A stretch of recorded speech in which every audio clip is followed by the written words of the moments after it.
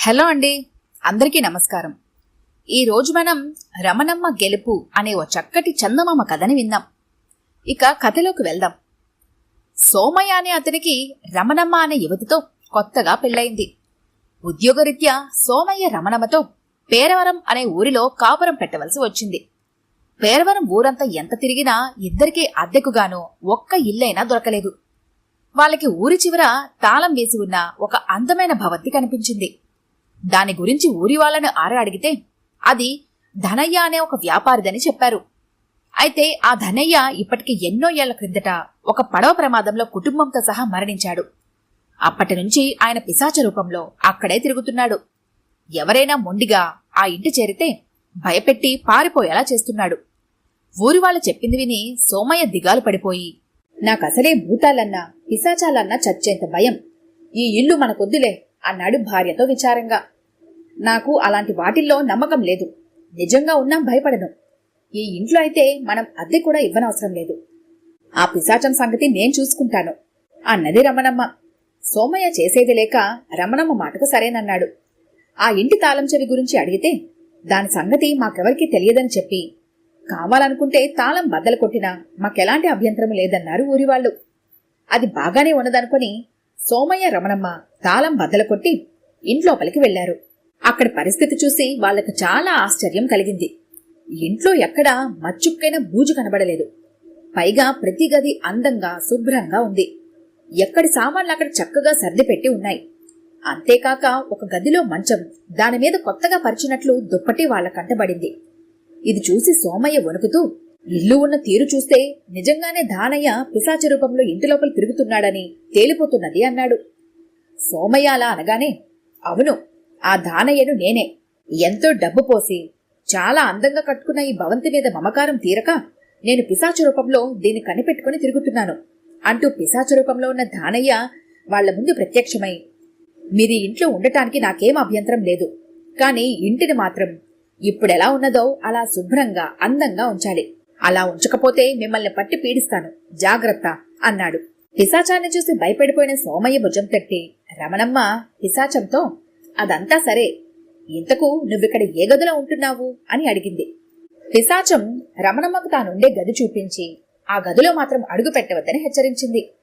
ఆ విధంగా పిశాచం ఇంట కొత్త కాపురం ప్రారంభించిన రమణమ్మ మొదటి రోజునే పెరటి దొడ్లో ఒక మూలగా చెత్తా చెదారం పారివేసి వారం రోజులు గడిచే లోపల ఒక పెద్ద చెత్త కుప్ప తయారు చేసింది. ఇది చూసిన ధనయ్య పిశాచం ఆ చెత్తనంతా ఎత్తి వీధిలో పడవేయమని బెదిరించింది. అయినా రమణమ్మ ఆ బెదిరింపులను లెక్క చేయకపోగా ఇంట్లో కూడా ఎక్కడి తొక్కు అక్కడే వదిలేసి గదులన్నిటినీ అపరిశుభ్రంగా ఉంచసాగింది. ఇది గమనించిన సోమయ్య రమణమ్మతో, నువ్వు ఇలా చేస్తుంటే ఆ పిశాచం ఏనాడో మనిద్దరి పీకరులు నలుపుతుంది. ఇంటిని కాస్త శుభ్రంగా ఉంచడం నేర్చుకో అన్నాడు. రమణమ్మ చిరాకు పడుతూ, ఏం చేయమంటారు, చిన్నప్పటి నుంచి నాకు పని బద్ధకం అనేసింది. క్రమంగా పెరట్లో వేసే తొక్కు, చెడిపోయిన కాయగూరలతో చెత్తపోగు బాగా పెరిగి కుళ్ళి ఆ వాసన ఇంట్లోకి రాసాగింది. ఒకనాటి అర్ధరాత్రి పిశాచం నిద్రపోతున్న రమణమ్మ మంచం పట్టె మీద కూర్చొని గట్టిగా అరచి, ఒసే, ఇంట్లో నువ్వు అడుగుపెట్టినప్పుడే నేను చెప్పాను కదా, అశుభ్రాన్ని భరించలేనని. దొడ్లో నువ్వు పోగు పెడుతున్న చెత్తా చెదారం కుళ్ళిన వాసనతో నా ముక్కు బద్దలవుతున్నది. ఈ క్షణమే నిన్ను చంపైపోతున్నాను అన్నది. ఆ మాటలకు రమణమ్మ ఏమాత్రం చెలించకుండా పిశాచాన్ని మంచం మీద నుంచి కిందకి తోసేసి, పిశాచాలు మనుషుల్ని భయపెట్టగలవు గాని వాటికి మనుషుల్ని చంపడానికి అవసరమైన బలం ఉండదు, నాకు తెలుసు, నువ్వు నన్నేమీ చెయ్యలేవు అంటూ లేచి గోడవారుగా ఉన్న చీపురు కట్టని చేతికి తీసుకున్నది. పిశాచం కీచుమంటూ అర్చి దూరంగా పోయి, సరే, ఇక నీ జోలికి రాను, ఇంటిని పెరటిని నీకిష్టమైనంత అపరిశుభ్రంగా ఉంచుకో, నా గది జోలికి మాత్రం రాకు అన్నది. అర్ధరాత్రి వేళ బంగారం లాంటి నిద్ర పాడుచేశావు, ఈ గది సంగతి రేపు ఆలోచిస్తాను అంటూ నిద్రలోకి జారుకున్నది రమణమ్మ. ఆ మర్నాడే లేచి రమణమ్మ పెరట్లో ఉన్న చెత్త పోగలోంచి కొంత చెత్త తెచ్చి దాన్ని పిశాచం ఉండే గది నిండా చిమ్మింది. వెంటనే పిశాచం వణుకుతూ గదిలో ఒక మూల నిలబడి, అమ్మా తల్లి రమణమ్మ, నీ అశుభ్రం మూలంగా నాకు ఇంటి మీద మమకారం పోయింది, నువ్వే గెలిచావు. నేనిప్పుడే పోయి ఎక్కడో దావులున్న అడవిలో ఓ చెట్టు మీద కాలం వెళ్లబుచ్చుతాను. అయితే తల్లి, నాదో చిన్న మనవి, ఇంటిని కాస్త శుభ్రంగా ఉంచడం నేర్చుకో.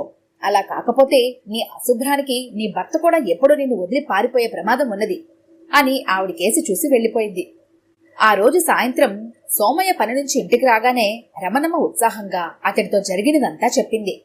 సోమయ్య అంతా విని కోపంగా, రేపటి నుంచైనా ఇంటిని కాస్త శుభ్రంగా ఉంచు, లేకపోతే పిశాచం చెప్పినట్టు నిన్ను వదిలిపెట్టి నేను మరెక్కడికైనా పారిపోవలసి వస్తుంది అన్నాడు. రమణమ్మ ముఖం ముడుచుకొని, నాకు పని బద్ధకమని ఎప్పుడో చెప్పాను.